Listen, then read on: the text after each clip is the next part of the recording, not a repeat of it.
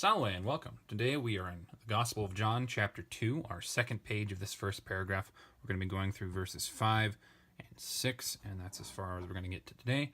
Here is our rubric, everything that we're looking for as we go through this text. Let's go ahead and get started. Dicut mater eius ministris quodcumque dixerit vobis facite, erant autem ibi lapideae hydriae sexpositae secundum purificationem Judaeorum capientes singulae metretas binas vel ternas. And that's as far as we're going to go. The very first word in verse 5 is very nice because it's our verb. It tells us immediately who our subject is going to be since we have the IT there. Sorry, too many shadows. That might help. Then again, it might ruin everything. Sorry for all the lighting issues. This IT here tells us this is going to be a third person, singular, dico, dicere, dixi. That's going to be present tense. It is active and indicative. Says, mater we've seen before several times. Technically, we've also seen that. I'm not going to parse this again because we can see it's already in its nominative form. So I'm just going to say subject, mother, and then eius comes from is, ea, id. This is the genitive singular form of that. No gender because all three of them share the same exact form. His is going to be in reference to Jesus since it's mother and Jesus who have been talking in the previous verses. Then we have ministris. This is here is going to be a dative or ablative plural from minister, ministry. And since we have a verb of speaking, we know that dative is the most likely as an indirect object. Dative plural. This is masculine. And minister here just means minister or helper.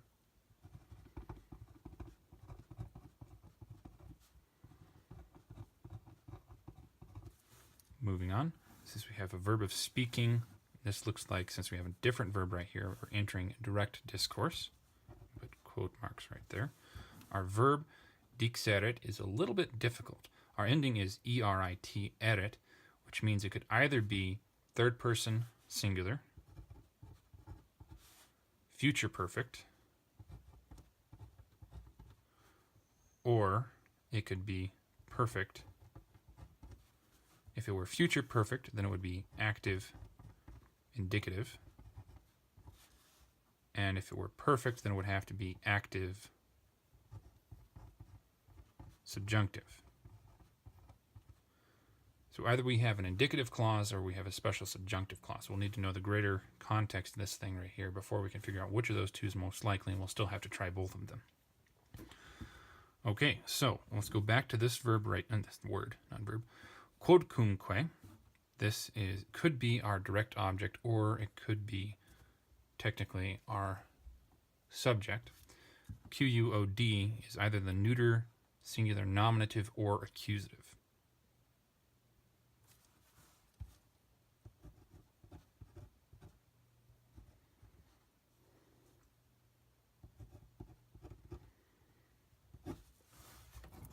Now, we have an additional layer of things that we have to figure out. Is this acting as our subject or is this acting as our direct object? It means whatever.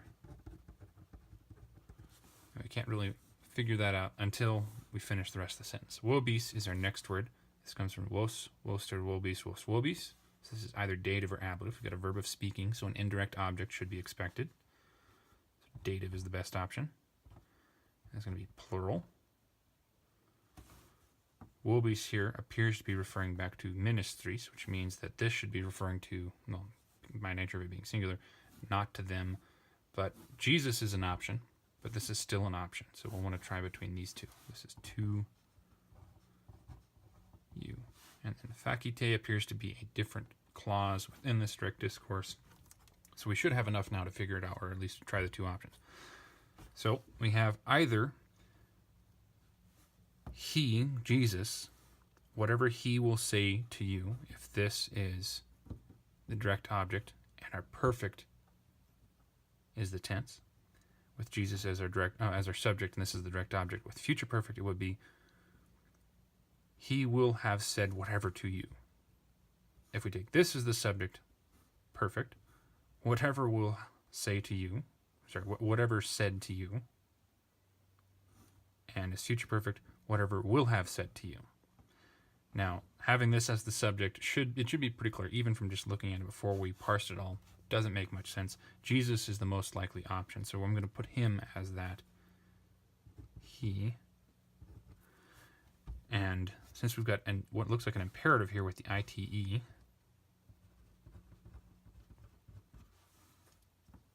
I think the perfect subjunctive makes the most sense. This isn't going to be a hypothetical. Whatever he may say to you is the idea. And then we would have facite as the result of that possible sentence. Future perfect would indicate a real action, whatever he will have said to you, which is not necessarily the case, because who knows? Well, she doesn't know whether or not yet that Jesus is actually going to say anything to the ministers, especially since previously said, what's it to me and to you? Okay, so treating this as a perfect active subjunctive, we wouldn't actually translate it as a subjunctive since it's in a special conditional clause. Instead, we would treat it as an indicative in English.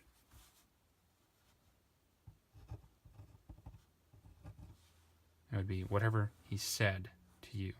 Except said is a little bit odd because that's in the past and it hasn't happened yet. So we might want to treat this as a present perfective. And I'm not sure how even to write that on the piece of paper. Okay. We'll come back to that later. Moving on to facite, this ITE off of our stem tells us that this is an imperative. TE tells us that it's going to be second person plural. And this is present and active. Just means do. Taking a look at verse 6, errant tells us that this direct discourse ends. So we should put the closing quote marks right there. Errant is from sum esse fui futurus. It is our third person plural imperfect.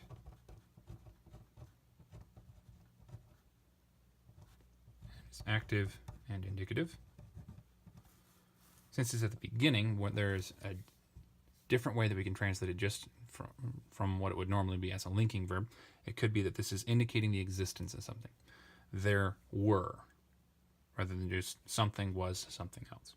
But in order to confirm that, we need to have the rest of the sentence figured out. So I'm going to leave that blank. Autem, we've seen before, just means but or however.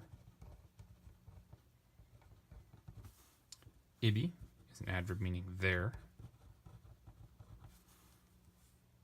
Lepidei, hydrei, and we should really find a verb. Oh, we already have a verb. Duh. Sorry. Running ahead of myself too much. So we know we want a plural subject. These two don't work because, well, adverb right there. But here we have lepidei and hydrei. Both of those have what could be nominative plural endings. This is an adjective that doesn't decline, so we don't know. Positai, that appears to actually be part of a verb, which means we've got something else going on right there. These two have to be our subject as the only options. AE, nominative, plural, feminine. This one is an adjective, and it's modifying our noun right here. Hydrei, and this means stone, water jars. Hydro.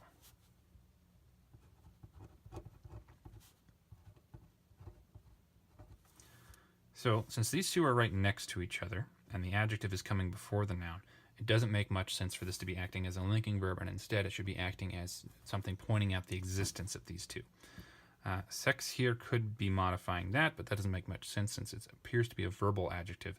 So instead it should be going back to water jars. 6. Which means that this would translate to there were. However, there were 6 stone water jars.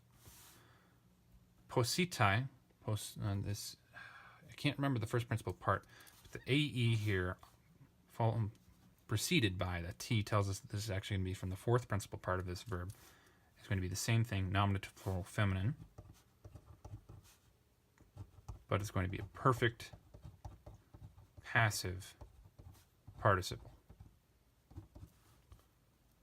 Placed, positioned.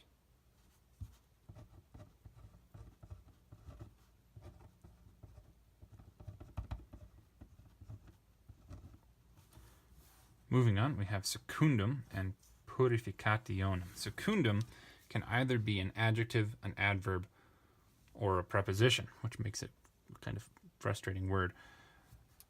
In a messing up my words.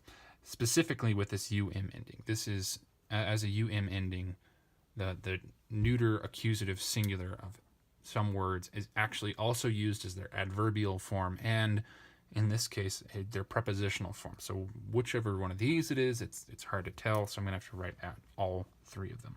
So it could be an adverb, could be a preposition, or it could be accusative, singular, masculine, or neuter. It means second, following, favored, and in favor of, I think. Something along those lines. In favor of, for the benefit of, can't remember which one of those. For the sake of, there we go.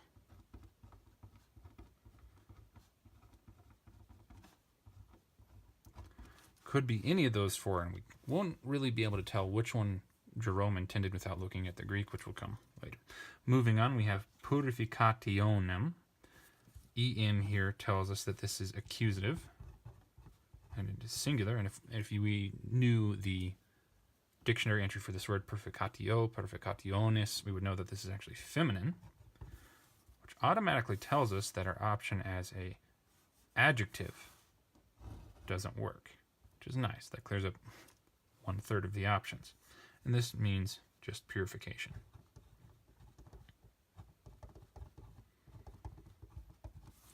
And then moving on, we have Judaeorum. Orum here is genitive plural. And it is masculine or neuter. Since this is talking about a people group, it has to be masculine. Of Jews. And then we have a new clause starting right here with capientes, it looks like. So I'm going to put a comma there. Capientes with this es right there and the nt. We know that this is going to be a nominative or accusative plural with a third declension. And it's a present tense participle.